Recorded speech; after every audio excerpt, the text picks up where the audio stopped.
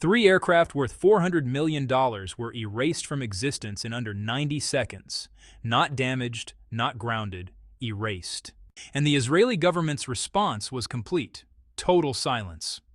That silence is the most important thing that happened that night. Because when a government that controls one of the most sophisticated military PR machines on Earth says absolutely nothing, that means what happened was worse than anything they're willing to admit.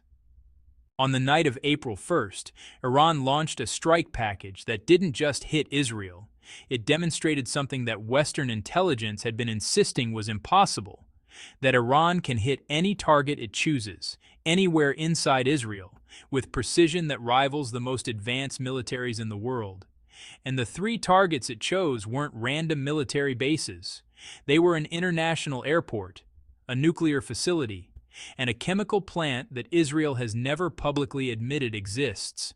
Here's what mainstream media is showing you: footage of interceptor missiles lighting up the sky, trails of fire, the Iron Dome doing its job, a successful defense. That's the headline. That's the story you're supposed to walk away with. But here's where the real story begins. Let's start with Ben Gurion Airport, because that's where the evidence is hardest to hide. Ben Gurion International isn't just Israel's busiest airport. It's one of the most defended pieces of airspace on the planet. Within 20 kilometers of Tel Aviv, it operates under multiple overlapping layers of air defense: Iron Dome for short-range threats, David's Sling for medium range, and Arrow 3 for ballistic missiles coming from outside the atmosphere. Attacking Ben Gurion successfully isn't just difficult. Military analysts have described it as almost theoretically impossible. That should have worked. It didn't. At approximately 3:47 a.m. Israel time, air raid sirens activated across central Israel. 11 seconds later, the first impact was confirmed at the airport. Not near the airport, at the airport, in the civilian aircraft parking area. 3 jets, 2 Boeing 737s operated by ELAL, 1 Airbus A321, were completely destroyed. Fuselages collapsed, wings sheared off, debris scattered across a 200-meter radius. Those aircraft are worth between $80 million and $150 million each. Gone in a single strike. $400 million of civilian aviation infrastructure, eliminated in 90 seconds. But the money isn't the point. The point is that Iranian missiles didn't just reach one of the most defended locations on Earth. They hit specific aircraft on the tarmac. That's not area bombardment. That's precision targeting. And precision targeting at Ben Gurion means something terrifying. Iran's missiles can navigate through layers of the most advanced air defense systems in the world and still land within meters of their intended coordinates. Which raises the question that no defense analyst wants to answer out loud. If they can do this at an airport, what else can they hit? And then the second wave arrived. Dimona. If you've heard that name before, you probably know it as Israel's nuclear research facility. That's the official description. The polite one. The one that doesn't get anyone in trouble. Here's what Dimona actually is. Dimona is where Israel has manufactured an estimated 90 to 400 nuclear warheads over the past 6 decades. It houses active reactors, plutonium separation plants, and weapons-grade material processing infrastructure. Every intelligence agency on Earth knows what happens inside those walls. Israel has simply never confirmed it publicly, and the international community has agreed, by unspoken consensus, not to push too hard on the question. The facility was built partially underground, specifically to survive airstrikes. It's surrounded by restricted airspace patrolled by Israeli fighter jets around the clock. It has dedicated anti-aircraft batteries positioned in overlapping rings. Certain sections of the site cannot be photographed by commercial satellites because Israel actively jams imaging systems when they pass overhead. This is the most protected building in the Middle East. Iran hid it. Iranian state media, specifically IRGC-affiliated channels, released a statement claiming ballistic missiles struck what they called the Zionist regime's nuclear weapons facility in the Negev desert. They didn't use the name Dimona. They used a phrase that translates to Nuketown, a deliberate reference to the American nuclear test sites from the 1950s, where entire fake towns were built and then vaporized to study blast effects. That choice of words was not accidental.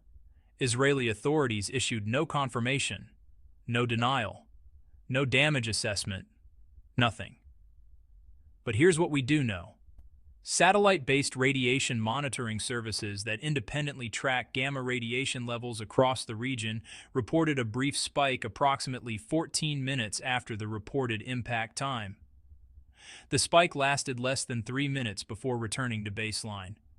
Now, that spike could mean nothing. Radiation monitors produce false positives, equipment malfunctions, background noise spikes, or it could mean that a ballistic missile impact near an active nuclear facility caused a momentary release of radioactive material that was rapidly contained. We don't know which one it is, and that uncertainty, that gap between probably fine and potentially catastrophic, is exactly what makes this strike different from anything that's come before it.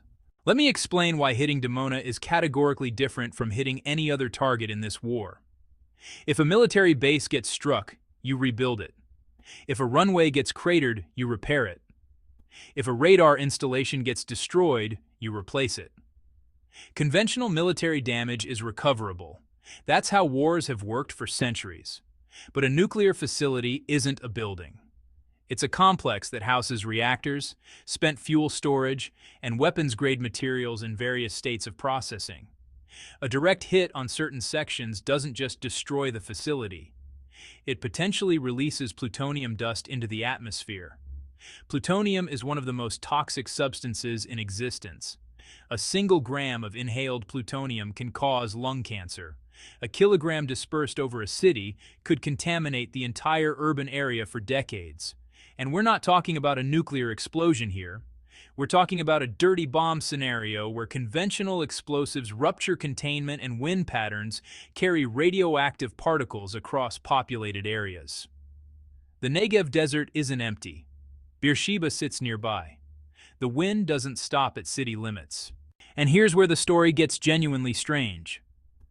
Because while emergency crews were still responding to Ben Gurion, and while the question of what happened at Dimona was still unresolved, the third strike landed.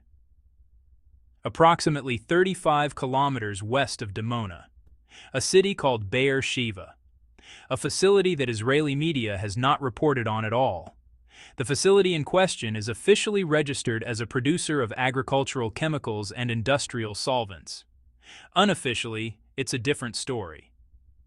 Investigative reports published over the past decade have linked this facility to chemical weapons research. Specifically, the production of precursor chemicals that can be used to manufacture nerve agents. Israel is not a signatory to the Chemical Weapons Convention. Israel has never confirmed or denied possessing chemical weapons. But this facility exists, it operates under heavy security, and on the night of April 1st, Iran hit it with a ballistic missile.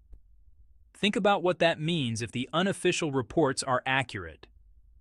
Nerve agents like sarin or V.X are incomprehensibly lethal at small quantities. A single drop of V.X absorbed through skin can kill a human being within minutes. A ton of sarin released into open air over a populated area could kill tens of thousands of people within hours. The difference between a ballistic missile striking an agricultural chemical plant and striking a nerve agent production facility isn't a difference of degree, it's a difference of kind. And Iran either knew exactly what they were hitting, or they got extraordinarily lucky. Neither possibility is comfortable. Now let's talk about how they did it. Because understanding the weapons explains why Israeli defenses failed, and why this isn't a problem that more interceptors can solve. Iran deployed 3 missile systems in this strike package: the Be'er Sheva 2, the Fatah 1, and M.A.X.I variants. Each one represents a different dimension of the problem. The Be'er Sheva 2 is a solid-fuel medium-range ballistic missile. Solid fuel matters because liquid fuel missiles require hours of preparation before launch, giving satellites time to detect the activity. Solid fuel missiles can be ready to fire in under 10 minutes. They can be launched from mobile platforms disguised as commercial trucks. You cannot preemptively destroy what you cannot find. The fatter one is Iran's operational hypersonic missile, unveiled in 2023. Reported speed of Mach 13 to 15 during its terminal phase. At that speed, the missile covers 5 kilometers per second. Israeli air defense systems have approximately 7 to 12 seconds to detect, classify, track, and engage a hypersonic target. 7 to 12 seconds at best. That is not a solvable problem with existing technology. You cannot outrun physics. But here's the deeper issue that almost nobody is talking about. Standard logic says that if you throw enough interceptors at an incoming missile, you'll stop it. More layers of defense equal more security. That's been the foundational assumption of Israeli air defense strategy for 30 years. Reality showed something different that night. Israel reportedly fired 20 or more interceptors against this strike package. Each Arrow 3 interceptor costs $2 to $3 million. Each David Sling interceptor costs around $1 million. If 20 interceptors were fired, that's $40 to $60 million spent on defense in 90 seconds. The missiles still got through. To understand why this moment is a turning point, you need to understand the broader context of how this war started. On February 28th, the United States and Israel launched Operation Epic Fury, a coordinated strike campaign that killed Iranian Supreme Leader Ali Khamenei and struck hundreds of targets across Iran. It was the most significant military operation in the Middle East in decades, possibly ever. Iran's response has been systematic. 29 waves of missile and drone attacks over 10 days. Over 600 ballistic missiles launched, over 2,000 drones deployed. And with each wave, the targeting has evolved. Early strikes hit military bases, then command infrastructure, then economic targets. Now, for the first time, Iran has struck facilities that carry existential contamination risk. Not just targets that kill people. Targets that could make land uninhabitable. That's a different category of warfare. There's a concept in strategic theory called escalation dominance. The idea that one side in a conflict controls the pace and intensity of escalation in a way the other side cannot match. For decades, that dominance belonged to Israel and the United States. Superior technology, superior intelligence, superior strike capability. What happened on April 1st suggests that calculation has changed. Here's the question that no one in Washington or Jerusalem wants to answer directly. If Iran can hit Dimona and Be'er Sheva with precision missiles, what stops them from hitting those same targets again, with larger warheads, in the next wave or the one after that?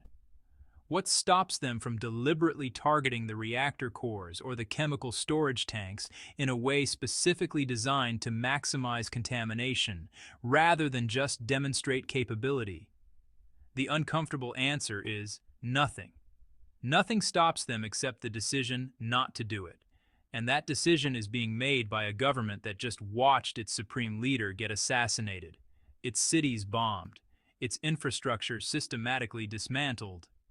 The normal incentives for restraint, international pressure, economic consequences, fear of retaliation, are already priced in. They've already absorbed the worst-case scenario of American and Israeli military action. They have less to lose with each passing day. Meanwhile, the global economy is registering the shockwave in real time. Oil has surged past $118 per barrel. The Strait of Hormuz is effectively closed to Western shipping. Qatar has declared force majeure on LNG exports. Kuwait has suspended oil production entirely. Every day this continues, the economic damage compounds in ways that extend far beyond the Middle East. Here's what the silence from Israeli authorities actually tells you.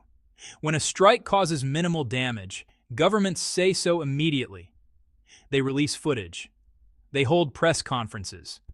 They show you the craters that missed, the interceptors that worked, the infrastructure that's still standing. Transparency after a failed enemy strike is a strategic asset. It demonstrates resilience. It maintains public confidence. Israeli authorities have released nothing. No casualty figures, no damage assessment, no footage of Dimona from the outside, let alone the inside. No statement about Be'er Sheva. Just silence and military censorship orders applied to domestic media. If the strikes had failed, we would know. The fact that we don't know is itself the answer. What happened on April 1st was not a battle. It was a demonstration. Iran demonstrated 3 things in 90 seconds. First, that it can penetrate the most advanced layered air defense system in the world. Second, that its missiles have the precision to strike specific targets within protected facilities.